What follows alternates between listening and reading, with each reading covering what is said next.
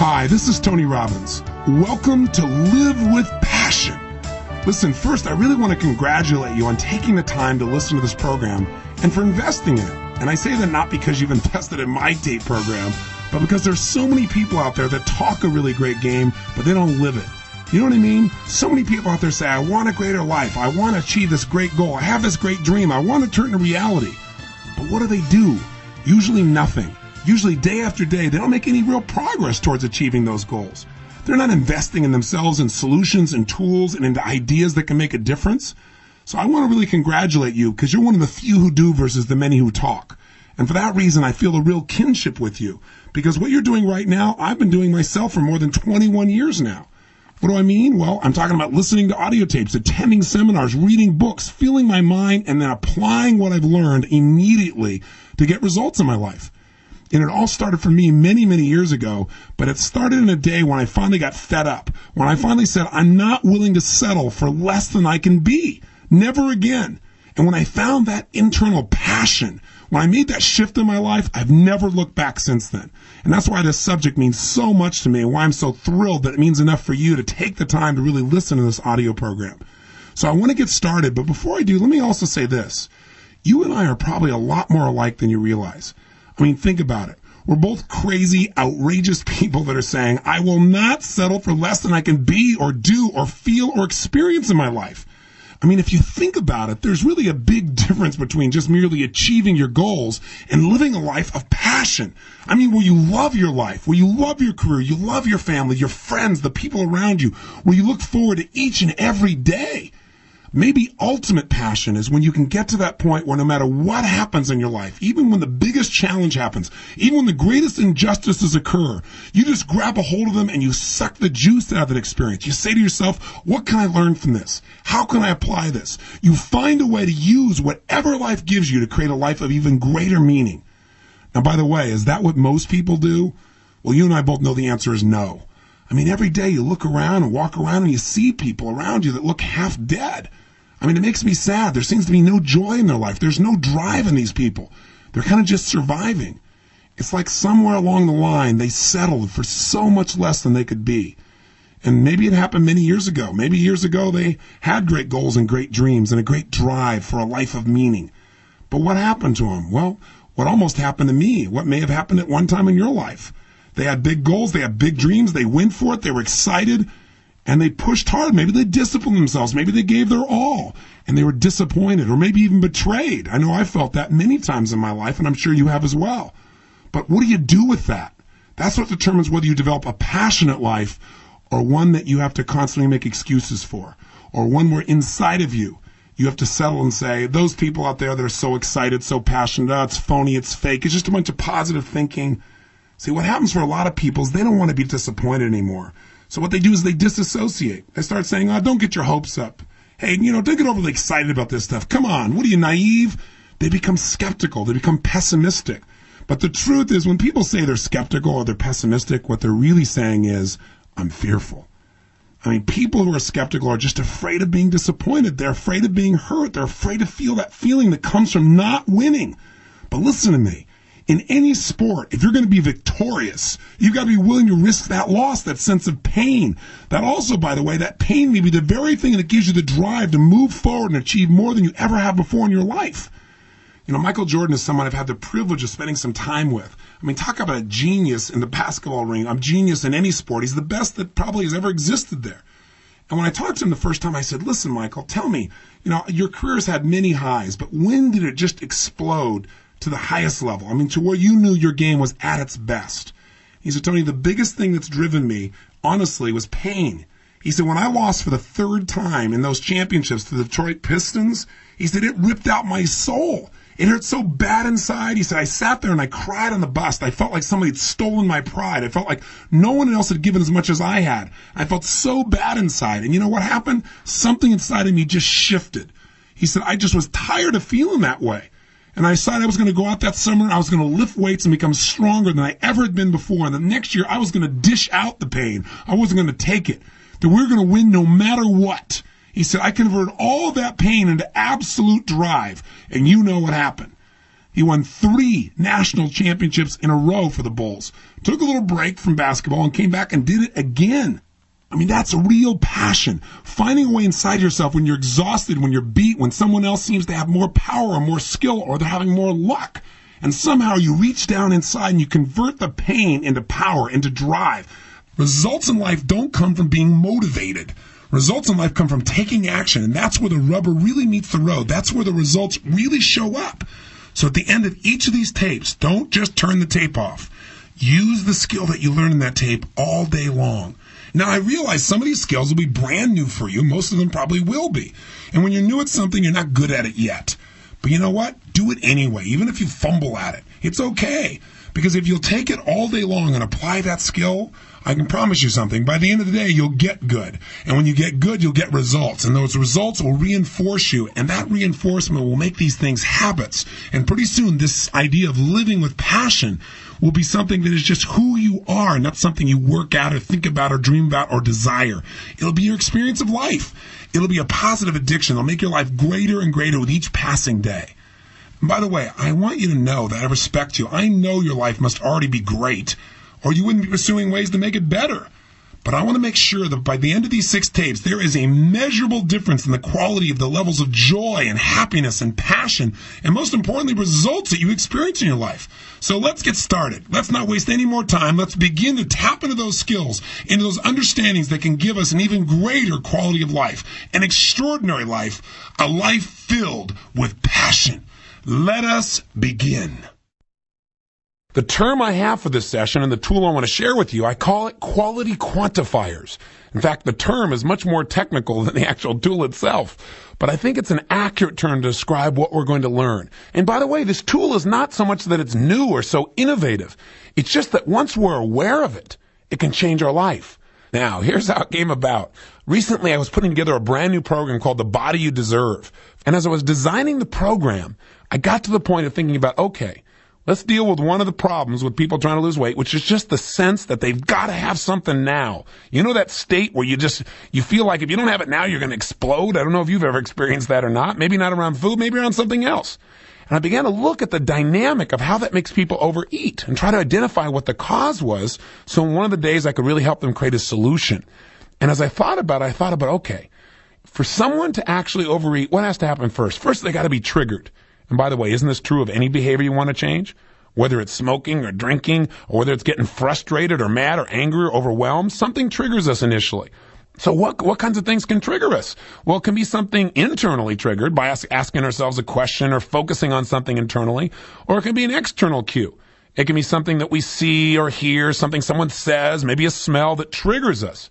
As soon as we're triggered, we go into a state. And when people overeat, I began to ask myself, what is the state they're in when they really overeat? I mean, when they gotta have that food.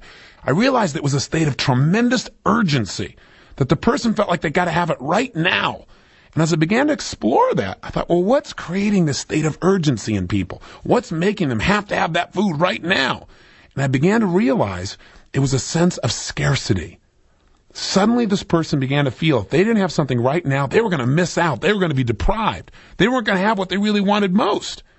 And as I began to explore this, I said, okay, well, if somebody gets where they feel like they're missing out, human beings will do almost anything to avoid what? Pain. And missing out, being deprived, is major pain for most people in our culture. In fact, scarcity is what drives so many of our desires in this culture. The more scarce some things are, the more we want them. I mean, that's the challenge. When most people want to lose weight, what do? They try and deprive themselves. They say, I can't have this food that makes me feel good. What we really want is just to change the way we feel. And if someone thinks like they can't have it anymore, that just drives them crazy. It's the very same drive, by the way, that made people come across an ocean, risk their lives to come to the New World, to get something called gold. Why do they want this little pretty metal? Why was it in such demand? Because it was scarce. Scarcity drives human beings crazy, whether it be in diamonds or in relationships. Some people, when they really want to be in a relationship with somebody and they don't think it's possible, boy, they really want to be with this person. They find this drive. They'll do anything. They'll take care of that relationship. They make it the priority. But once they're in the relationship, what happens? For some people, the law of familiarity begins to set in. They start to take for granted what's so close to them. Pretty soon, what they wanted is no longer scarce. They're around this person so much that they begin to take them a little bit for granted. So after a while, we'll see this relationship begin to deteriorate. But you know what's interesting, including in a relationship? If suddenly somebody else gets interested in this person they're in a relationship with, very often the person is no longer so familiar. All of a sudden they're a scarce resource again. All of a sudden the person starts paying attention. It's an interesting dynamic that we human beings have around this thing called scarcity. And boy, if there's any place it shows up, it sure does in food. So I was thinking, all right, how do you do this? How do you turn this around? And I can only tell you my own experience. I can give you an experience of how scarcity was driving my family for a while. One day, our chef came home with a special treat after dinner. It was these fat-free cookies. And they were supposed to have no sugar. But you know what? Most things like that taste like cardboard. But these things were absolutely incredible. We were so excited after we had these cookies that sure enough, I came back into the kitchen about 30 minutes later to have one of these cookies, and the whole box was gone. Everybody had hit the kitchen and wiped the thing out. Well, you can't imagine what that did to my desire for these cookies. All of a sudden, I wanted them more than anything on earth. And I was real frustrated, so I said, hey, tomorrow, go get a couple of boxes of these things. Sure enough, the next day, she came back in. I walked in there. She'd gotten 2 boxes, and they were already empty by the time I got home. I said, I want to make sure I had some of these cookies. Now I can't have them at all. I said, tomorrow, I'll tell you what I want you to do. Get 25 boxes of these cookies. I want you to fill up this entire cupboard, because when I come in here, I want to be able to cookie when I want it. So sure enough, the next day I come in, and there are 23 boxes there. 2 are already gone. But I said, I don't care. At least I got 23 boxes here left. And I went in there and had about a half a box of cookies, maybe 3/4 of a box. But the bottom line is when I was done, I felt satisfied, I thought. Sure enough, the next day I came in, and there were still a few boxes gone, but there's still plenty of cookies in there, so I had a few. By the 3rd day, I had maybe 1. But the 4th day, I was like, there are plenty of cookies here. There'll always be here. You know what's fascinating? I wasn't the only one who behaved differently once there were plenty of cookies. I noticed all of a sudden, a month later, there were still 20 boxes of darn cookies sitting in there. In fact, 2 months later, there was mold growing all over these cookies. No one had ever touched them because there were so many of them. They were so available. They were like sick of them. See, scarcity does interesting things to us, and having a sense of abundance also changes the way we respond to things.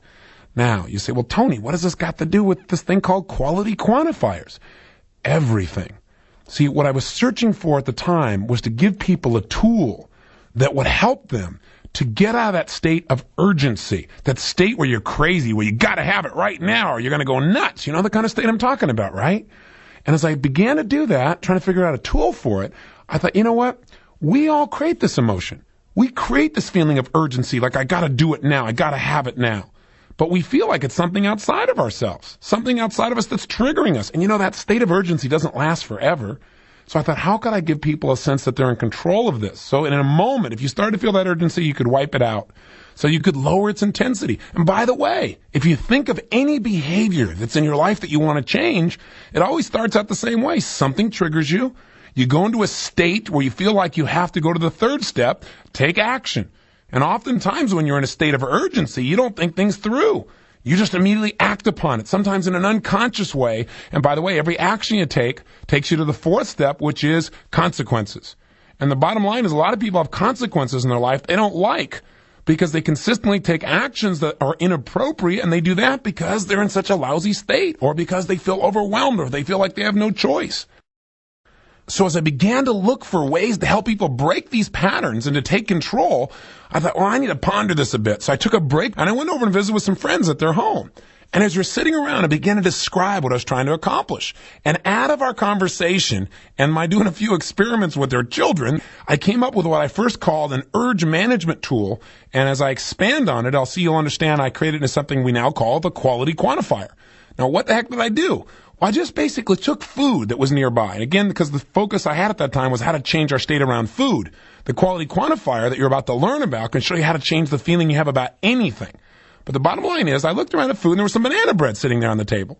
And so I began to ask people, where are you on a scale from, let's say, -10, where this is the most disgusting garbage on earth you would never touch in a million years and make you sick to your stomach, to +10, it's the most desirable, outrageous, delicious food. You got to have it right now, no matter what. I said, where are you? And I asked everybody. So what I got them to do is to quantify their desire. Remember this word, quantify. So I asked them, where is it? What's the level of its appeal for you right now? And most people are in the range of +2 to +7. I said, great. And And so I said to each person, what would it take to increase your desire for this banana bread? What would you have to do? If somebody, for example, was at +5, I said, okay, what's it going to take for you to get to +7? So I went to Mom in the group and I said, all right, Mom, tell me, what would take it to +7 for you? She said, wouldn't take very much. I said, okay, well, like what? She said, all I'd have to do is thinking about what it would feel like as I was chewing it in my mouth. I love the flavor. I said, what would it take for it to be, let's say, +9? She said, add chocolate to it. I said, oh, no, okay. I went to her little daughter and I said, where are you about it? She goes, well, I'm a +5. And I said, okay, well, what would it take for you to go to +10 immediately with this? She said, I could never make it +10. Banana bread's not that good. And I said, well, if you wanted to increase your desire, if you had to have it, if you really, really wanted it now, what would you have to do to it in your mind? How would you have to think about it? What would you have to imagine or feel? She thought for a little while and she said, I know. If I had green beans with it, then it'd be a +10. I was like, green beans? She goes, yeah. And her mom started laughing. She goes, she is the best eater in the house. She's a vegetarian. Then I went to her little brother and he'd gone in the kitchen. He grabbed Hanson soda pop while we were talking. So I stopped him and I grabbed the soda pop out of his hand. I said, stop. I said, I need your help. Will you help me out here? I said, how much do you want this soda pop right now? On a scale from -10, it's the most disgusting thing. You never touch it in a million years, to +10, you got to have it right now. It's the most incredible soda on earth. Where is it? He said, it's about a 5. And I said, plus or minus? He said, +5. I said, well, make it a 7. Make it so you want it even more. He said, I don't know if I can do that. I said, sure you can. Think about it. How would you do that? How would you get yourself to feel that way? And by the way, with each person, I didn't just get them to do this intellectually. I got them to imagine what they said and actually got their emotion to that level of intensity, that level of desire. So I said, get it to 7. He thought for a while and he said, okay. I said, how'd you do it? I said, are you really there? He said, yeah. He said, well, I thought about what it tastes like if it was really cold. And I said, okay. What would it take for it to be at level 8? He said, level 8. He said, gosh. He said, okay, I'm there. I said, how'd you do it? He said, well, I thought about the fact that I haven't drunk anything in a while and I'm getting kind of thirsty. I said, what would it take to get it to level 10? You had to have it right now. And he said, well, gosh, I really just don't want it that bad. I said, I know, but if you were going to be there, what would you have to imagine? What would you have to think? What would you have to feel? And he thought for a while. And again, I got him to think of this quality of wanting something that bad, wanting something that much. And then I got him to quantify what would have to happen for him to feel those feelings. And he thought for a while, and all of a sudden his eyes got really big. He reached out and he said, I got it. And he reached out and grabbed the drink back out of my hand and started yanking it out, trying to open. I said, stop. I wish I hadn't videotaped. It was so cute. He wanted it right then and there. He was totally associated. I took it back from him. I said, what are you doing? What happened? What'd you do inside your head? He said, I thought about the fact that it's the last one. I thought, interesting. Scarcity again. Scarcity is where we are when we feel like we got to have it right now. And you know what? With almost every person there, to get them to +10, usually it was this tremendous focus on how delicious it was, but also the fact that there wasn't very much of it. Isn't that interesting? So you might say, Tony, so what's the lesson for this month? Make myself scarce so people find me more valuable? No. But be aware that our fear of loss, that's what scarcity really is, right? The fear of loss tends to drive us. And while I was sitting there, as this began to hit me, I thought, this is really interesting. I can remember a couple of weeks ago, coming to the studio, the night before, I'd been working all night long. I never stopped for dinner. I went to sleep. I got up on very little sleep the next day, went into business meetings, and by the time I got to the studio, it was 6 o'clock, and I had not had anything for almost a day and a half. And I remember on the way to the studio, I started to freak out thinking, I got to have something. And sure enough, I felt like I had to eat almost anything at that point. I just needed to get something in there because, boy, if I didn't eat now, I may never eat again. Real logical, huh? But that's how many of us think. The truth of the matter is the food will be there tomorrow, just like those cookies. When we finally had enough of them, we knew they were going to be there forever. They weren't so desirable. We didn't overeat. We didn't have that same urgency. Now you might say, well, Tony, so what are you doing? Teaching me to increase my urgency? Yes. I want you to know how to increase your urgency to, for example, commit yourself to exercise. I want you to know how to increase your urgency for enjoying anything you do. Too many of us in life do things and we don't enjoy them. We do things every day. And yet we don't thoroughly enjoy everything about what we're doing. And you know what? Whether we enjoy something or not, whether we're having a peak experience or not, comes down to the fact that we have not decided we're going to have a peak experience, and we have not decided what do we have to do to make it a peak experience. Most of us never set that clear goal. Our goal is to achieve something. but not necessarily to feel the joy along the way. Now you might say, well, where are you going with this? Well, let me finish the urge management and I'll tell you. Okay? Let me show you something else that's equally important. Is it important in life for you to be able to lower your urgency, to lower your desire for things that maybe not be so great for you? The answer is obvious, isn't it? So I then turned to each of these same people and I said, okay, wherever you are, I want you to lower the intensity.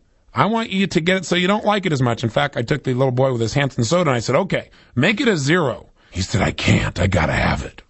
He was still in state, which reminds me, if you really get where you gotta have something, the first thing you gotta do is break your pattern. Have you ever been in that place where you feel like you really gotta have something, you gotta have it now, and something distracts you, something gets your attention, and you know what, if you get caught up in something else, you lose the urge, don't you? It doesn't last forever. So I broke his pattern, teased him a little bit, asked him some questions, and finally I said, okay, go to 0. He said, okay, no problem. I said, how did you do it? He said, well, I just thought about the fact I need to get my homework done, and also there's this great program on TV. Oh, interesting.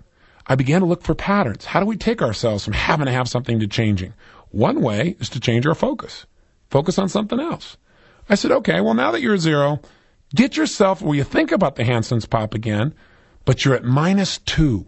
I mean, where it's not just neutral. It's like, you don't want it. It just makes you think, this is terrible. I don't want to put this in my body. I don't want this. This wouldn't even taste good. What would it take to get it to -2? He said, oh, I can't do that. These things are too good. You couldn't get it to -2. I said, I know you can't, but if you could, how would you do it? And he thought for a while. I said, come on, you can do it. Sure enough, since I didn't let him off the hook, he came up with a way. And he began to think. I said, okay, are you there? And pretty soon he went, yeah. And you could see his face kind of start to frown a little bit. And I said, what'd you do? He said, well, I thought about it being really warm and kind of like when somebody opens it up and they've left it out and it's kind of flat. I said, oh, that would make it -2 for me too. Might even make it -5 for me. He said, yeah, I don't want that. I said, okay, now take it. So when you look at it and think of it, it's -5. He thought for a little while and he went, okay, I got it. I'm there. And you could see he started to kind of scrunch up his face even more. I said, what'd you do? He said, I added lemon juice. I said, okay. Well, I said, is there another way to do it? He said, well, yeah, I could also add chili peppers. I said, what would it take for it to be -10? He said, if you put green beans in it. I thought, oh, that poor mom, she's trying to please his whole family, right? I said, okay. I said, is there anything else? He said, well, if I thought it would make me sick. I thought, interesting. How does he get to -10? He's got to make it where he sees -10 is so painful. Remember what drives us. What makes us want something? The desire for pleasure or that we think it'll help us to avoid pain. What made somebody have to have it at level 10 because they thought, boy, if I don't have it right now, I'm going to miss out. I'm going to have pain. What makes it -10? If I have this, I'm going to have pain. I'm going to eat something that's going to taste so terrible. Or I'm going to get sick, which means I'm going to lose my freedom or I'm going to lose my health or lose my energy. And by the way, he wasn't the only one who did it this way. Virtually every person I dealt with, and I tried this little game with, this urge management game, every one of them was able to do this. They were able to increase their urgency and they were able to decrease it. Some of them did it by changing their focus. Some of them did it by adding things. Some of them did it by thinking about what it would mean to eat this food. Some people, for example, when they saw the banana cake, in order to drop it down to -2, they stared at it and noticed the different texture. Or they noticed it was brown and thought they don't like brown. Or they squeezed it and saw some of the fat squeezing out of it. They saw the oil on the paper and began to think about that going in their body and clogging them up. And some of them began to think like, well, it could cause me to have a heart attack. Well, you can guess that they went to -10 right away. See, the secret here is, I can describe this to you and you can understand it intellectually, but that's not going to change your life. What's going to change your life is using this simple little tool. When I created The Body You Deserve, I guided people through this process, and I'm going to kind of give you a shortened version of that here, just so you have an experience of changing your emotion, because here's what I want you to understand. Why do people do anything? Why do they eat? Why do they drink? Why do they smoke? Why do they yell at somebody they really love? The reason we do anything is just to change the way we feel. And you know what? As an example of food, so often people are eating or overeating. What they're really trying to get is a feeling, a state change, an emotion shift. And what's interesting is it rarely works. It works for the moment, but then it disappears. That's why they got to eat more. Well, this is true of not only eating, but almost anything else. What you have to understand is what you're really searching for is a change in the qualities of sensation, the quality of emotion that you're feeling in a moment. And the only reason you're taking any action, whether it's to buy something or to try something or read or learn, is to make that change, to change how you're feeling, and or to give yourself the ability to do that in the future. But again, let me tell you the secret. If we don't have a target for what our desire is, if we don't consciously decide how we want to feel in a given situation, then we leave ourselves open to be triggered by whatever's happening in the moment, by the environment, by the smells that may be nearby, by what people say. In other words, if we don't direct our experience, if we don't have a very, very clear target and have a set of rules about what it takes to know we've hit that target, then we might be winning and feel like we're losing simply because we're not keeping score. I've said that so many times in these tapes with you, but there hasn't been a tool to actualize it. See, let me complete the metaphor with food, and then I think I can broaden it, because I know you probably keep hearing, well, what is a quality quantifier? The scale? Well, hang in there with me. We'll get to it. Hang on. Let's complete the idea around food, because I think you could probably use it in this context. At that point, it was still an urge management tool. It was, here's how you decide to change your emotional state. First, prove to yourself you can change your emotion, that you can go from totally wanting something to hating it in a few moments. And you know what's interesting, by the way? When you do this, when you go up to plus 10 and you give yourself permission to increase your desire, that's really good. It allows your brain to know, hey, that's not so bad. I can do that, and I'm in control of it. And you start noticing how you increase your desire. Again, you may discover the way you increase your desire is to think about things in terms of scarcity. Or you may determine that the way you do it is by focusing in depth about how great something's going to be and imagining it's a taste or what it's going to feel like. Or you may discover that the way you increase your desire is to add things to the experience. Noticing your pattern of increasing desire, you can take that same understanding and increase your desire to exercise by all of a sudden doing something else while you're exercising, maybe listening to music, or by changing your focus and imagining how you're going to feel at the end. In other words, once you discover the pattern of how to increase your desires, you can even apply it to things that you once thought were mundane, like making your phone calls or doing your paperwork. And that's when we're getting into the quality quantifier. But also, are there certain things you shouldn't do, certain distractions you shouldn't get involved in? It might be useful for you to find out what is the pattern that you use to lower your desire to do something. Is it to distract yourself? Is that how you do it with food? Is it to get focused into something else? Is it to imagine the negative consequences of something? Is it to add something else to think like, oh, it's bad enough I got to make these calls, but I got to talk to Mary Sue too? Oh my gosh, now I feel overwhelmed. Now I'm at -5. Are you starting to follow where I'm taking you? See, the key to making long-term change is to understand our patterns and then to utilize those patterns rather than make them wrong. To interrupt the patterns that don't work and to utilize the patterns that do. And the truth of the matter is, there are places in our life where we must increase our level of desire, and there are places in our life where we want to lower it. Beginning to become aware of how we do these things gives us an incredible amount of freedom because it puts us in control. Before I explain how to do this in any area of your life, let's do this simplistic scaling process, if you want to call it that. Let's do it with a piece of food. Let's have you go get a piece of food that you really like a lot and put it in front of you and actually practice this. Let's start to use it. But by the way, get a piece of food that you really want a lot, but don't get something you want so bad that you eat it before you turn the tape back on, please. If you're in your car, pull over to a kind of place that you would normally eat something you know is not so good for you. That's right. One of those, you know it's not good for you if you can drive through it. That's usually the first clue, okay? So just pull over and go to one of those places and grab some of that food you normally would, really, really want a lot, but you know is not so good for you, so I can show you how to make some changes. Stop the tape right now till you get the food in front of you, because I want to make sure you do this. You don't just listen about it. Here we go. Okay, are you ready? Got the food in front of you? Listen, if you're still just listening to me and you didn't get any food, pull over and go get some darn food. Come on. You don't want to listen passively. Then you'll have an intellectual understanding. I want you to feel this in your body because it's going to give you a sense of control like you've never had before. With the food in front of you, let's do this.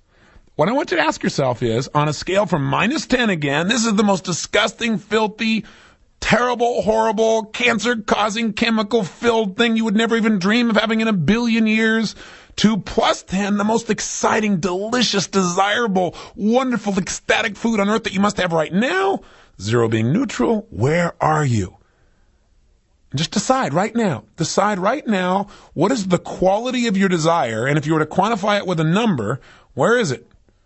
You say, well, where is it? Is it level 2 or 3, 4 or 5, 6 or 7? I'd be willing to bet that your level of desire for this is somewhere in the range of 3 to 7, maybe 8 on the outside. Now, where are you? And wherever you are, let's do it. Let's increase the amount of desire you have for this. You go, Tony, I don't want to do that. I'm already good at that. Well, let's see how you do it. Just stop the tape and imagine, what would it take for me to want this even more? If I was at level 5, at level 7, what would it take? What would I have to think about? What would I have to focus on? What would I have to feel? What would I have to imagine smelling? What would I have to add to it? What would I need to do? Stop the tape right now until you've got that done. Okay, so now you've gone up. Let's say you're at level 7 as an example. What did you do to get here? Again, notice the pattern and think. Is there any other place in your life where you have a hard time getting pumped up to do something, or you have a hard time getting yourself motivated to do something, where you could use a similar pattern to make it more enjoyable? Interesting. Now let's ratchet it up 2 more. If you're at 7, take it to 9. Now if we add 2 more and that puts you over 10, well then use 10 as your number. And what I want you to do right now, again, is stop the tape and do whatever it takes so that you feel where you have to have it. You got to have it right now. Don't eat it just yet.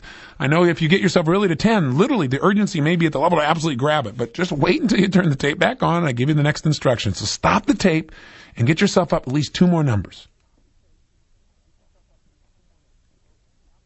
Okay, welcome back again. So again, the obvious question, what did you do? What brought you from 7 to 9 or whatever number you were? What allowed you to increase your level of desire? What was the pattern? What'd you do inside your head? What'd you think about? What'd you feel? What'd you ask yourself? What'd you focus on? How did you focus? Did you make the image really bright and colorful? Did you bring it close to you? Did you imagine being with somebody else and having a peak experience? Did you imagine it was the last one? Did you imagine if you didn't have this one now, there wouldn't be any left over? Did you imagine this was your last chance? What did you do? Begin to notice the pattern. And lastly, if you're not already there, put yourself at level 10 of desire. Stop the tape until you're there and you really absolutely want it right now. Okay, so I assume you figured out the pattern in this one already. You don't need me to guide you through that. So let's do the following. Take yourself from plus 10 in your level of desire and take it down right now to 2, plus 2. What would you have to do? And by the way, if you're so overwhelmed at level 10, just break your pattern. Take a deep breath in, focus on something else, forget about this food for a second, turn on the music, think of something you did when you were 5 years old. I don't care, anything to break the pattern. Think of a joke you once heard, turn up my voice so I'm a little bit louder, right? Do something to break your pattern, okay? And then bring yourself now down to level 2, plus 2 on a scale from minus 10 to plus 10 in your desire. And as you do that, think about what would take you there to just plus 2. Feel how you'd be feeling if you're at plus 2. Put yourself there. Imagine using the technique you've come up with.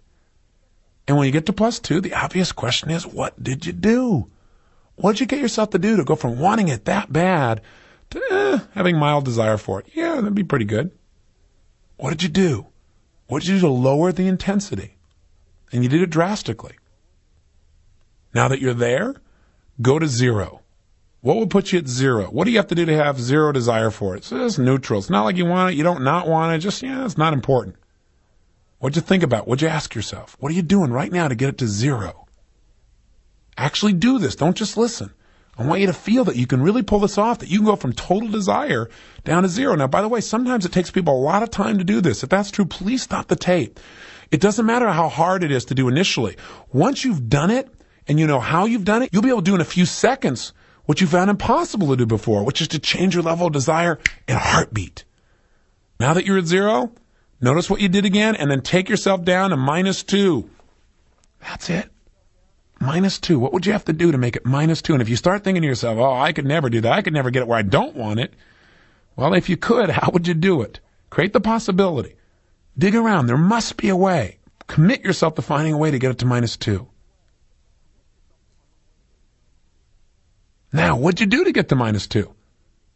Did you start imagining this having some negative side effect? Did you imagine this particular food in a way that made it smell differently or made it look differently? Did you focus on some element of the food where like grease was, or it was unattractive looking if you really paid attention to it? Did you think about, what it might do to keep you from achieving some goals you had? What'd you do to make it minus 2? And notice if there's a pattern here that you might be able to use in some other area. Maybe it's being fearful, being angry, being overwhelmed, or snapping at somebody. Is there a way you could use the same pattern and make those behaviors totally unacceptable to you? Now move it down to minus 5. Go ahead. And if you need to stop the tape, do so. Get it down to minus 5. What would it take for you to just be so disgusted by this that it'd be at minus 5 on a scale from minus 10 to plus 10? 0 is neutral. Minus 5 is you absolutely can't stand this. You would never do it in a million years. Again, what are you doing to get there? Stop the tape until you're there. Fabulous. So what did you do? Again, this can sound redundant. I keep asking the same darn question, but we need to know. And is there a pattern? How did you increase your aversion for this food? How did you make it even more distasteful? How did you make the idea of it even be this negative where you don't even want it? Something that was plus 10 just a little bit ago. Continue with this process. Go to 7 and eventually get yourself to minus 10. And again, stop this tape until you absolutely are minus 10, where you couldn't even imagine putting in your body in a million years. It was just absolutely the most horrible thing you could possibly imagine. What would you have to add to it? What would you have to imagine? What would you have to believe about this food? And what it would mean to consume this food for you to be having it at minus 10. And again, this may be such a foreign idea. It's very difficult at first to get to, but work at it. The ability to get yourself there, everyone has it. Do it right now and turn the tape back on once you've gotten to minus 10. All right, you've done it. You're at minus 10. That's great. And this is something you used to absolutely have to have. Used to was like about 2 minutes ago, right? Now you're at minus 10. How did you accomplish that? My guess is that you either added something to it that would smell so bad or think so bad, or the mixture of the two is so horrible. Like a lady who liked chocolate, then she took clam juice and mixed it in there in her mind. Just the thought of that process did it to her. One woman, for example, thought about the fact that if she ate a particular food, her husband wouldn't get to have it. And for her, that would mean not loving him. It would be like the loss of love. People do weird things to this. Lots of people make it so they think of it like a poison, or they think it's going to cause them to clog their system with fat or develop a heart attack or a stroke. If somebody starts to think that this is something that is poisonous, whether there's a loss of health, a loss of freedom, a loss of energy, a loss of love, total loss of enjoyment, such physical distaste that it just made them want to vomit, anything like that, of course, people do it minus 10. And there are lots of ways to get there. Now, here's the key. You can go to any level of desire you want with this food now. Just right now, without even putting a desire, just think about the food and see where you go. Having gone to minus 10 and plus 10, what most people do, most people can find themselves in a positive range of 2 to 5 usually, but not much higher than that. Even if they are higher, they know they can go down immediately. If you've actually done it, and I sure hope you have, then you've experienced how quickly we can change the quality of our experience just by making a decision at what level of quality we want to have. That seems technical in language, but let me clarify again. What you did is you set a target of quality of feeling, a quality of sensations you wanted. And then you quantified. Now, what does the word quantify mean? Well, part of the definition of quantifying is to measure something, to make explicit what it would take to do there. So you quantified. You said, okay, I want to have a level 7 experience. You gave it a numerical rating.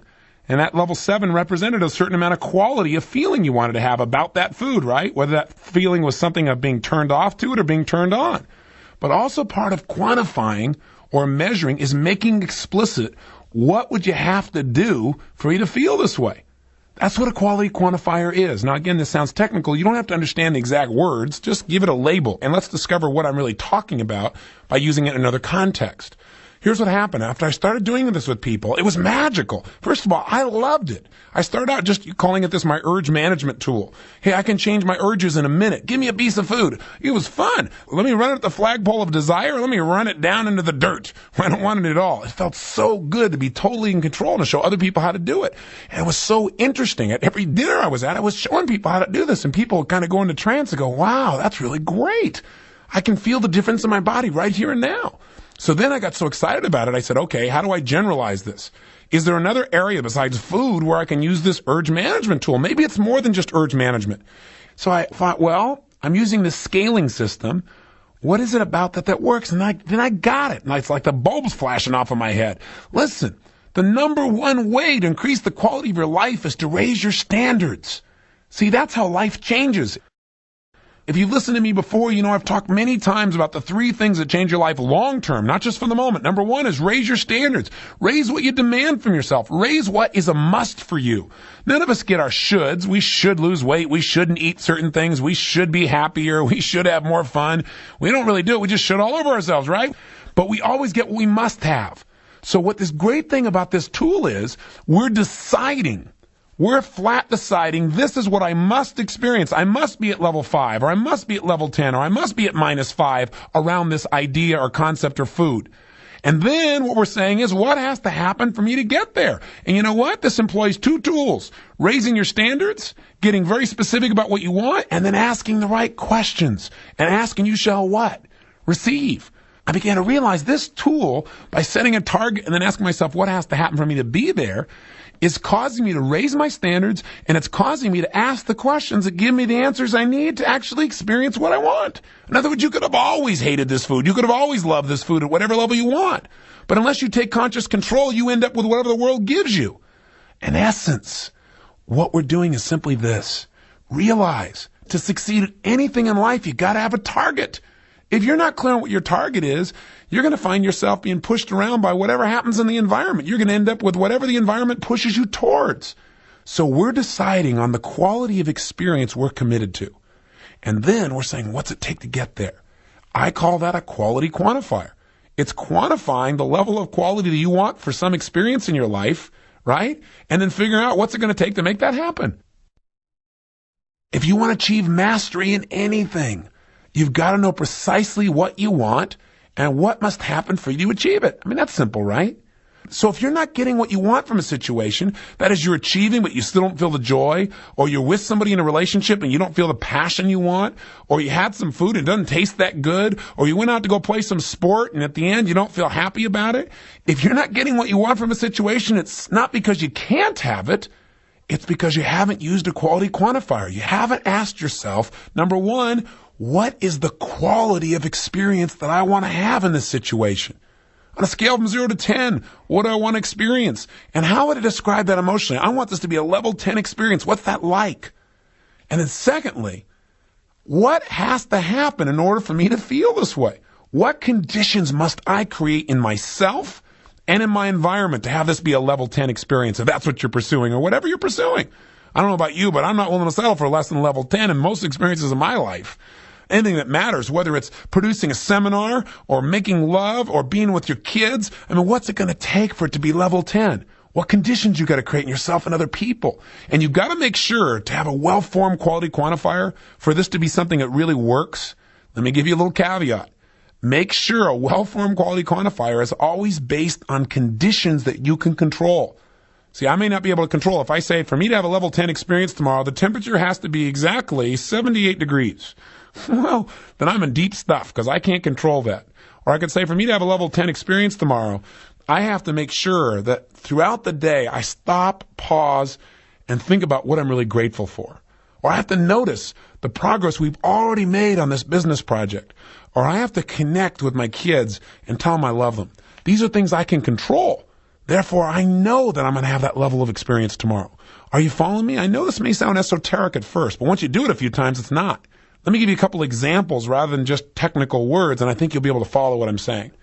One of the first places I began to use this tool was when I got to mastery. Because when I got to mastery, for me, traditionally, the mastery program is absolutely the finest thing I do on earth. Best program I do. I get to be with people for 9 days and give them every ounce of me and get to know them personally. But also, I found in the past it was stressful. When it was called certification, it was 14 days. It's like I loved it when it was over, and then I got to sit down and enjoy it. And I thought, wait a second. This time, I'm going to decide to not only make sure everybody else has a level 20 experience, which is the standard I hold myself to. I try to figure out how to drive people crazy with joy and passion, excitement, give them experience they'll never forget for the rest of their life. And it works. But I realized I don't set that standard for myself until it's over. It's like I don't matter till it's over. When it's over, I get to have my level 20 experience looking back at what I've created for everybody. And it's true, I enjoyed it along the way, but there was usually a lot of stress. So I said, you know what? I need to set a higher standard. I need to raise my standard by using this quality quantifier. So I asked myself, what would it take for me to have a level 10 experience while I'm working so hard to make sure everyone else gets to have their level 10 or 20 experience? I thought, you know what? I've never asked that question before. I've never set a standard for the amount of enjoyment, the quality of enjoyment I'm going to get from this experience while it's happening. And so I've enjoyed it, but there have been ups and downs while I was making sure everyone else was having the experience they came for. So I said, okay, if I'm going to have a level 10 experience throughout the entire time, what conditions would I have to create in myself and other people? What would I have to believe? What would I have to organize? What would I have to do that I can control? And you know what? I came up with a whole list of things. I need a staff member who at late at night I can sit down and do my download to of all the key ideas and have them type it all out for me and give it back to me. So I'm not sitting there trying to read my scribble. I need to make sure that I get there 3 days early and actually have some time to breathe when I get to the resort instead of landing and immediately I'm working. I need to bring my youngest son and have him be part of it with the rest of us so that I get to spend some quality time with him right before I go into it so I'm not missing him in the middle of the program. I came up with this whole list of things I could control that immediately increased the quality of the experience for me, and I love mastery more than I ever have. I produced the level 20 of experience for everybody else, but I also produced it for myself. And it was phenomenal. And I did it in all kinds of little ways, and some of which I'm using to this day. One of them I did, for example, was around running. One morning as we got there early, 3 days early, I got a chance to go check out the course where many of us were going to run. And I took a good friend of mine and a business associate, Michael Hutchinson. And I said, Mike, let's go for this run. So we went on this run. It was the middle of the day. It was hot. It was sunny. It was not where we're normally going to run. But we said, hey, let's do it. It's noon. It's the worst conditions possible. Let's see what it's like. And instead of setting a standard and deciding in advance what kind of experience we were going to have, we just ran unconsciously. What do I mean? We didn't have a standard. We just ran, and we're going to let the environment give us whatever experience showed up. That's the way I'd always run in the past. And sure enough, I got the result I've always gotten. At the end, it was a pretty good run. I turned to my buddy Mike, his nickname's Hutch, and I said, Hutch, what kind of experience did you have there? On a scale from -10 to +10, what was that run for you? And it was interesting. I told him the whole story, explained it to him. He said, well, I don't know, probably a level 7. I said, it was almost identical for me. I'd say a 7 too, even before he said it. I said, what would it have taken for that to have been a level 8 experience for us? He thought for a minute. He said, well, gosh, I don't know. I said, well, think about it. He said, well, if we were running in unison, he said, there were times when we were going at different paces and we weren't next to each other at various times. And he said, that felt disconnected. It'd be really great. It'd be more like a team thing if we were running together. I said, well, that's great. What would it take to be level 9? He said, well, if we were running like full out, all the way out, intense. I said, what would it be to level 10? He said, if we were running as hard as we could possibly run and we were just sweating like crazy and when we were done, we could barely even breathe. And it was so funny. I started laughing. I said, what's interesting? I said, what you've been telling me about how when you run sometimes you injure yourself and how that keeps you from running because you don't get a level 10 experience when you're in pain. And yet what's required for you, your rules for having a level 10 experience is you got to have pain. You got to have pain to be at level 10. And it was like such an aha. He went, wow. He said, no wonder I'm always injuring myself. I have to get to that level for me to feel like I'm having a peak experience. He said, but I don't know any other way to really get that feeling. I said, that's not true. If there's anything I've learned, there's lots of ways to get to level 10 in our experience. I said, if you were going to still be at level 10 and it wasn't going to be painful, what would we do? He said, wow, I never asked that question before. I said, that's why you never come up with the answer before. I said, think about it. He said, well, if we were running really strong in unison, and maybe if we had some music while we're running, or maybe if we were running, if we did like a cadence together or something. He said, that'd make me laugh. That'd be great. And he said, also, if we were running and I was really just enjoying the beauty and thinking of how lucky I am to be alive. I said, are those things you could do right now? He said, yeah. I said, then let's do that tomorrow. And you know what? We did, and both of us agreed we had a level 10 experience. Why? Number one, we decided in advance what kind of experience we're going to have. We quantified it, and we just determined the exact conditions that we would create, that we could control, that would give us that experience. Isn't that simple? I know it sounds like a lot, but it's so simple and it changes your life immediately. You're not going to have a level 10 experience of joy in your life unless you decide to. Or then you got to hope that the environment creates a level 10. Well, that's random. You're going to have level 6 experiences, 5, 4, 3, or maybe some -5s if you don't decide how you're going to feel in advance and if you don't make sure that you're in control of the game. By the way, when I went to Mastery, this tool was invaluable. We had lots of people who had never run before in their lives, and they wanted to go exercise. Well, one man said, I can't do it. So I asked him, where are you in a scale from -10 to +10? Explain the theory to him. He said, I'm at -7. I said, why? He said, well, when I think about doing it, I think I might have a heart attack. Why? Well, years ago when I was exercising, he said, I overdid it and I started feeling these pains in my heart. And I said, well, have you been to a doctor? He said, yeah. He says, I'm fine now. He said, I was really overweight back then, all kinds of problems, but I can't run. It'll mean that same thing to me. I'll die. Well, I'm sure that's pretty close to a -10 experience for most people. I said, well, listen, the doctor here checked you out before he came here, right? He said, yeah. And he said you could run, yeah. I said, well, you're different than you were before. We're not having you run full out crazy like that. I said, let me ask you a question. I said, if your doctor says it's okay and you really wanted this to be a +10 experience, how would that happen? I said, don't go to +10. That's too big a jump. What would it take to take it from -7 to at least a +4 experience? And he thought about it, and he came up with some things. And I said, then +7. And gradually, we got him to +10. He went out the next day, and he came in, and a couple people asked him, he said, what kind of experience do you have? He said, +13. He said, I surpassed what I want to do. I love this. Most fun I've ever had in my life, because I figured out what it would take to win the game before I started. Doesn't that make sense? We all deserve to do that. And I want to point out something else that's really important here. And that is, it's important not only you have a level 10 experience, but the people you work with ideally, so that you don't just feel really good and everybody else around you is bummed out.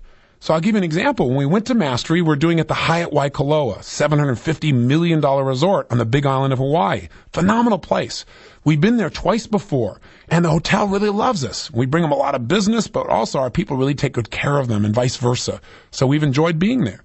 But one of the things that makes us successful is we always do a pre-convention meeting where we bring in all the top executives from the Hyatt, all the managers, and we sit down and try and describe to them, okay, this is what we're going to do this year. This is who's going to be here. These are what are some of their special needs and desires are. How can we work together? What are some of the synergies we can create? And it's helped a lot. But you know what's interesting? There have always been a few people, anytime you get this many involved, who have expectations that can't be met. In other words, what it's going to take for us to have a level 10 experience might be different than what they need for a level 10 experience. How do you work that out? Well, what I did is I explained this whole idea of quality quantifiers. And I explained to them how I used it with urge management with food and had them kind of play with it a little bit with their coffee in front of them. And it really worked. And they got real excited about it. So I said, now let's try it this way. Right now, you know we're coming in. We're bringing in 1,000 people from all over the world. We've been here before. Where are you guys on a scale from -10 to +10 about us being here? I said, as if you're actually going to tell me the truth. I said, but seriously, tell me. And I made them laugh a little bit. I said, let's go around the room. And I went to each manager, each executive. And the room was filled with about, 60, 70, 75 people. So we went around the room and I said, where are you? Tell us your name. Tell us what your job function is and tell us where you are. A bunch of people started saying, well, I'm at 10. We're at 10 plus. We're at 20 with you guys. Some of them were sincere. Some weren't quite as congruent. So I said, stop. I said, listen, I don't mind you guys being at -5 about us being here because I want to know that now so I can figure out what does it take for us to have a 10 experience for you. Because I don't want you just to meet our needs. I want this to be mutual. So one person I knew we were going to have a challenge with is we got to the chef. And the poor chef, whenever we come to a seminar, our timelines tend to change drastically during the midst of the seminar because we might be getting hot onto a topic or some interruption happens or we decide to do something spontaneously and it screws up the chef's entire schedule and he's trying to cook for 1,000 people. So I got to him and I smiled and I said, where are you on a scale from -10 to +10? He said, honestly, and I forget what number he said, but it was something like a 3. And I said, well, what's it going to take for you to be at a +10? He said, for all the meals to start exactly at the time we agreed to initially.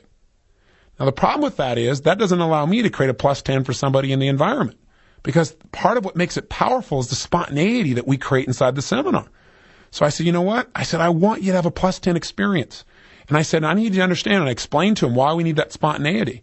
I said, as long as that's what it's going to take for you to have a +10 experience, you're going to be unhappy. You're going to have a +3 or a -3 experience the way you're talking. So I said, I want to support you, honestly. How could we have flexibility in the schedule where we might change the time within an hour or two and still have it be a +10 experience for you? Because I'm committed, if there's anything within my control that I can do to help you to do that. He said, well, the truth is, now that I think about it, if everybody just loved the food, it'd be a +10 experience for me. He said, if the majority of people really loved it, and I got to hear that they really loved it, and I got to see that feedback. He said, if we could find a way to keep things warm so they didn't cool off or the quality of the food didn't go down. I said, well, how could we do that? And we came up with a series of strategies. One of the things that made me most happy out of the whole training was not only did we give the level 10 experience to the people who came to the seminar, but I got to see the chef on the last day just as I was leaving. And he came up and gave me this big hug. And he said, level 10 and above, with a big smile. I said, really? He said, absolutely. He said, it really worked. See, I think it's really important in life that we don't just think of how do we get a level 10 experience out of something, but we got to remember the importance of synergy. We've got to understand that how other people feel is important too. If you can't make yourself have a level 10 experience, you sure as heck can't help somebody else. And you can't be responsible for everybody else, but you can sure help. So this tool that I'm sharing with you, I hope you'll use it not just on yourself, but maybe you can help somebody else.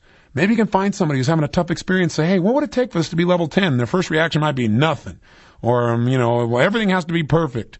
Say, well, what if it wasn't perfect? There's another way to get to level 10. How would you do it? Or at least a 9 or an 8, or just increase them from where they are. It's so valuable to ask somebody, where are you on a scale from 0 to 10? Where are you really right now? And have them tell you the truth. I'm at a 4.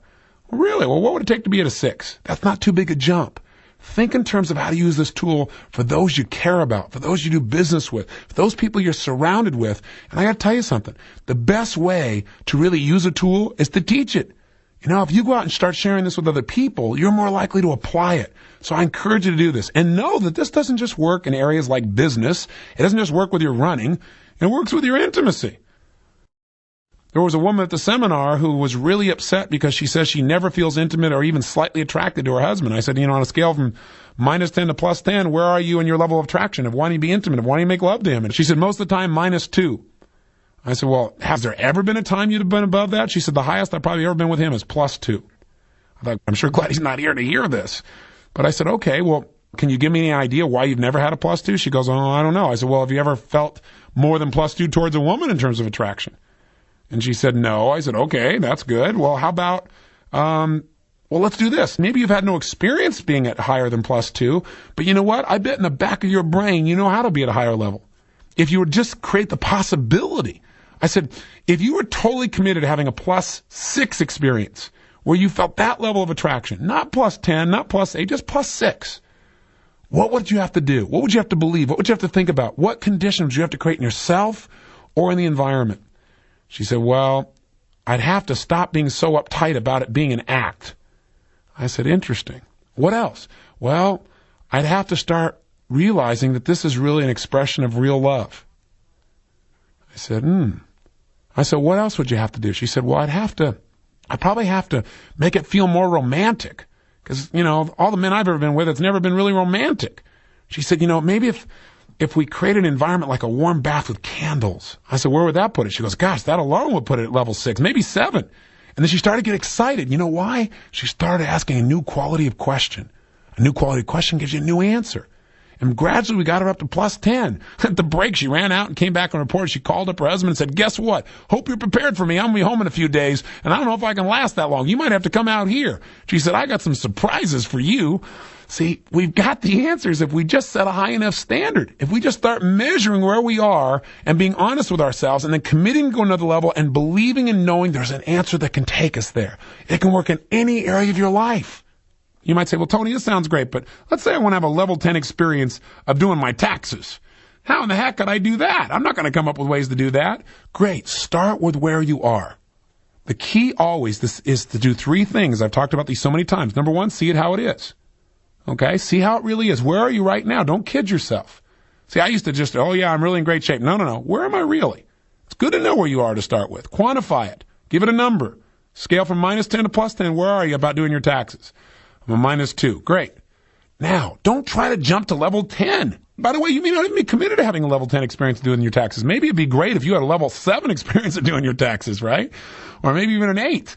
So then ask yourself, okay, what am I committed to having? And then graduate it. Say, okay, if I was going to go from -10 to at least neutral, what would I have to believe?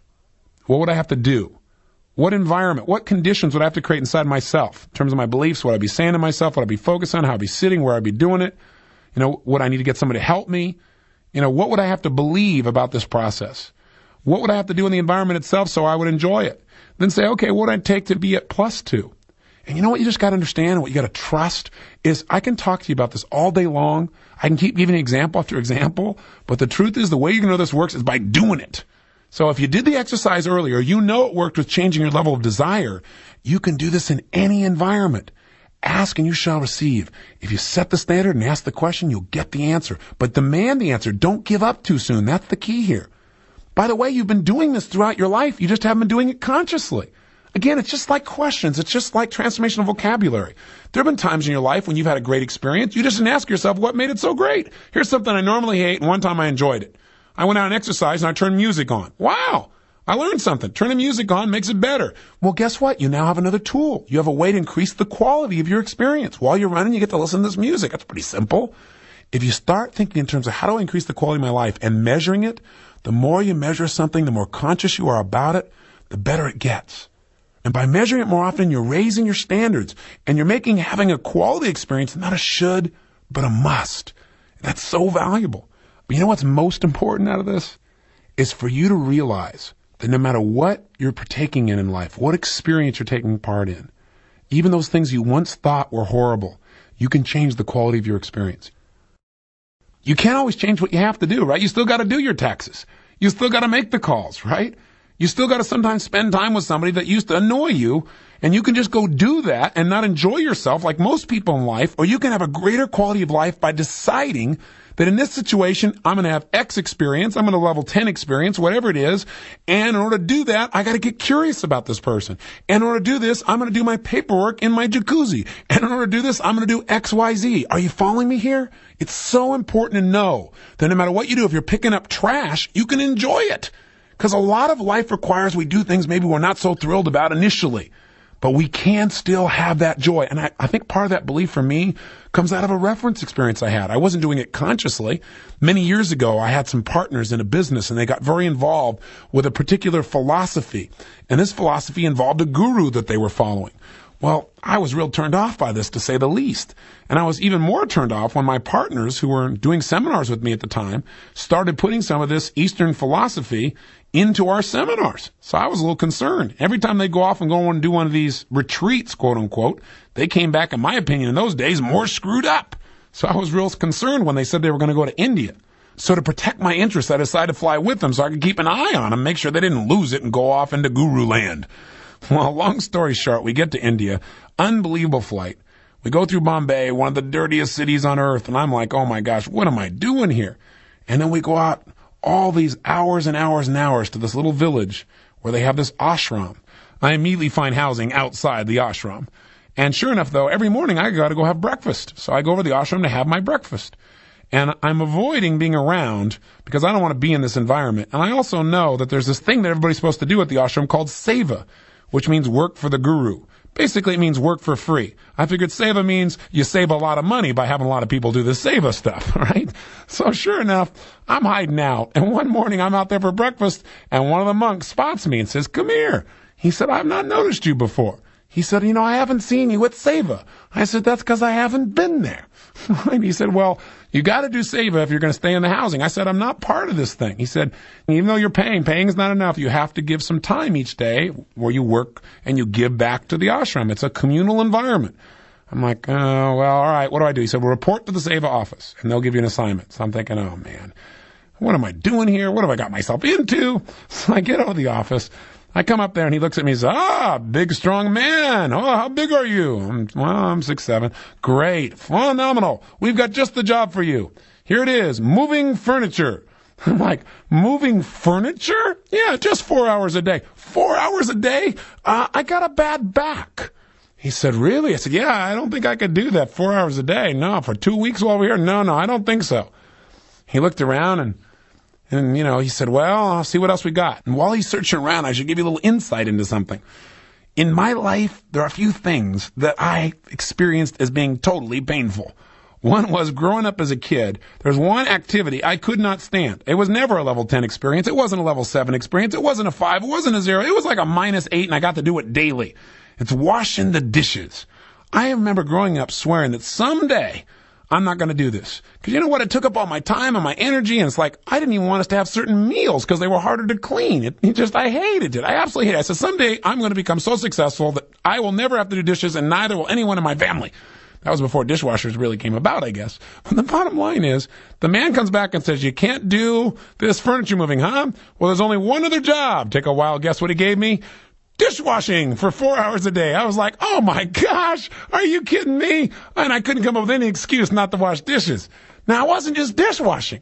It was washing for this whole darn ashram. I go out there and they show me this line. I show my little ticket, what my seva is. I'm thinking the whole time, I'm saving them a lot of money here. All right, what are we going to do? And so sure enough, I come around the corner and I say, this is what you're going to do. You're going to wash here. I said, in here? I had to take off my shoes and step into this area where all the dishwater was dripping down. They had all this yogurt and dairy products and stuff that I can't stand anyway that was mixed into the floor, and I got to stand in this and wash these filthy, stinky dishes. Hundreds and hundreds of them for hours. I was so mad I couldn't see straight. I'm sitting there scrubbing the dish, and I was like taking 20 minutes each dish, just cursing in my head and thinking, what am I doing here? I'm like, come all this way to India. I'm stuck here. These low ceilings keep smacking me in the head, and there's lizards, and it's dirty, and it's ugly, and I'm washing dishes? I was just about to have it. And I went on and on like this for a good hour, maybe hour and a half, before finally my brain just got tired of feeling so rotten. So I thought, well, if I'm here, and I'm stuck doing this thing, and I'm doing this for hours, I can't do this for 2 more weeks like this. I got to find some way to enjoy myself. So I thought, well, what do I love in life? I love being the best at whatever I do. So I didn't say to myself, okay, Tony, use a quality quantifier. Ask yourself, on a scale from -10 to +10, where are you committed to being? Oh, I'm committed to being at +10. Okay, what conditions must you create within yourself and the environment in order to have this be a +10 experience, and then do it now? I didn't do all that. I just was in desperate need. So I just went, what do I do to enjoy myself? Right? So I said, all right, what I'm going to do here is real simple. I'm going to enjoy myself by being the best darn dishwasher you ever did see. So all of a sudden I started speeding up and washing them really great, really great. And the guys next to me were going slow. I said, come on, guys, come on, let's do this. We got to make this the best dishwashing experience ever. And I went on and on and on for hours, and I started laughing and teasing and speeding the group up and having fun and being playful. I even stepped down on the yogurt real hard and watched it squish all over the place. I mean, I found ways to enjoy things that I was disgusted with just because I decided to. That was it. I decided to. That has power. I didn't know what I was doing, but it worked. By about the third or fourth day, I was like, I'd wake up in the morning, look forward to it. Oh boy, get to wash dishes today. And I got to tell you something. So many times in life, I hear people tell me, well, gosh, if only this and this and this would happen, then I could enjoy my life. Or if I could just do this with my kids, then I'd be happy. Or if I didn't have to do this at work, then I'd really enjoy work. Let me let you in on a clue. In life, lots of things you don't just naturally enjoy, but you could if you decided to and committed to. And you found a way to find value. If you were committed to finding value, if you're committed to find joy, you can find it in anything. I learned that the hard way that turned out to be the easy way. Because I took that lesson and I applied it to my businesses when I came back home. I applied it to my ability to learn. And I began to use this belief system to guide some of my decisions in the future. But you know what? It's just like asking the right question once in a while, or using the words that intensify your positive feelings once in a while. Once we have a label for something, once we have an awareness of the impact of some of the things that we do, we can do them again and again and again and again. And that's why I've given this a term called quality quantifier. Want to increase the quality of your life? Good. Decide what level of quality you're committed to. 2, decide what's it going to take. What must you do in your beliefs and your emotions and your focus and what you notice in the environment? What must you create so that you absolutely experience that, and make sure that the criteria you come up with are things you can control? By the way, could this work in areas that maybe you don't think of as real positive? You bet. On my way here into the studio, the sister of my producer stopped me outside by the car, and she said, do you know what's going on? And I said, no. And she said, well, my father is probably on his last leg tonight. He's really ill. He's in the hospital, and I think he's going to die tonight. And have you ever been in that position where you see somebody you really care about? You don't really know what to do, especially around this thing called death. I said, well, you remember the other day when we talked about this -10 to +10 thing I told you about? And she said, oh, yeah, it's really worked with the kids. It's fabulous. Her kids were the ones that I originally worked with and made the changes in how they liked the food. She said, yeah, it's really great. I said, well, I said, it may sound kind of weird, but if this really is going to be your father's last night, maybe one of the things you need to ask yourself while you're driving to the hospital, instead of like, why is this happening, is if you really know what's going to occur and it's a natural occurrence, maybe you need to ask yourself, what would it take for this to be a level 10 experience in my life and the life of my family? Level 10 may not be exciting. Level 10 is a different quality maybe in this context. Maybe level 10 is meaningful, a really meaningful experience, one that enhances and deepens the richness of life and your appreciation of it. I said, I once had an experience of visiting with a woman who was the mom of a very close friend of mine. I was asking myself, what could I give her? I mean, there's nothing that's going to stop her dying right now. What could I give her in these final moments or hours? We didn't know which. And so I thought, wouldn't it be great to just polish up her memories? I said, what if you just went tonight and you asked him questions that made him remember great memories? They remembered things, and maybe he didn't even respond, but they just made him smile, made him really think of some of the most joyous moments that you've all shared. Maybe in giving him that gift, you'll have it too. I said, maybe you just need to look into his eyes and say something special. What would you have to say to make this a level 10 experience? So that this process of death even could have a quality to it that would be different than if you just went there randomly with fear, or went there randomly wondering how you're going to respond, wondering what it's going to mean, and allowing the environment to cause you just to feel pain that may not even improve your life, or may make him feel pain just to see it in you. I don't know what's right or wrong. I don't know what's right for you personally, but you do. And I think what you have to decide is this is going to be a level 10 or 8 or 7 or whatever experience. You need to ask yourself, What conditions must you create in yourself and in this environment for this to be that kind of experience for you? Things you can control. The meaning, by the way, is something you can always control. What is this going to mean to you no matter what? And she smiled and I gave her a hug and she went on out. See, every one of us have a choice in life. We have a choice about how to think and how to feel. If we don't make that choice consciously, we pay a price. And that price is to allow the environment to determine how we feel. Right now, as we travel across this country, I see a tremendous number of people who are living in fear and uncertainty. They have a sense that they're no longer in control. Not just about their personal lives, but about the economy as a whole, about the future. People are worried about their businesses and their life and the direction where they're going to stay employed. But you know what? The truth of the matter is you can have a level of 10 experience out of anything. 2 men get fired from their job as cartoonists, and there's nobody else at the time who really employs cartoonists. It seems like such a horrible experience, except they decided it was going to be a level 10 experience. They decided since there is no other employment out there for cartoonists, that's a tremendous opportunity. So they go out and start a cartoon firm of their own. Their names are Hanna and Barbera. Today, they're the largest producers of cartoons in the world, and they're doing what they love most. Remember, what something means will be controlled by what you decide for it to mean. Remember that as you look around the environment, what seems horrible to everybody else will be horrible to you too if you just allow everybody else to teach you how to think. If you set a higher standard for yourself, if you decide no matter what happens, I'm going to pull something out of this experience that's going to empower me, that's going to make my life richer and better. And during the process, I'm going to find a way to find some joy or some meaning. If you make that decision and you ask what's it going to take, and you don't settle for anything but answers that you know will work, that you can control, I can promise you an increased quality of life for the rest of your life, no matter what happens. The point is simple. You have in your hands right now a very powerful tool that is so easy to use. The key question is, are you just going to listen to this? Are you going to say, yeah, that neat little idea, that quality quantifier, I ought to think about what the qualities are I want. I ought to quantify it with a number, and I ought to ask myself what I should do, but yeah, it seems like a lot of work having asked these 3 questions. No, what's a lot of work is having to suffer through the emotions you don't deserve to have just because you didn't think about things consciously and set a standard. If you do this, you'll develop the habit of not only using quality quantifiers, but the habit of never settling for less than you deserve in your life. After all, isn't that why you take the time to listen to these tapes? Isn't that why you pursue the new knowledge? You want to increase the quality of your life, the richness, the joy, the passion, the feeling of being alive. You deserve this. Give yourself this gift for the next 30 days. Use the quality quantifiers and develop the muscle that constantly increases the quality of your life. Do it and live it.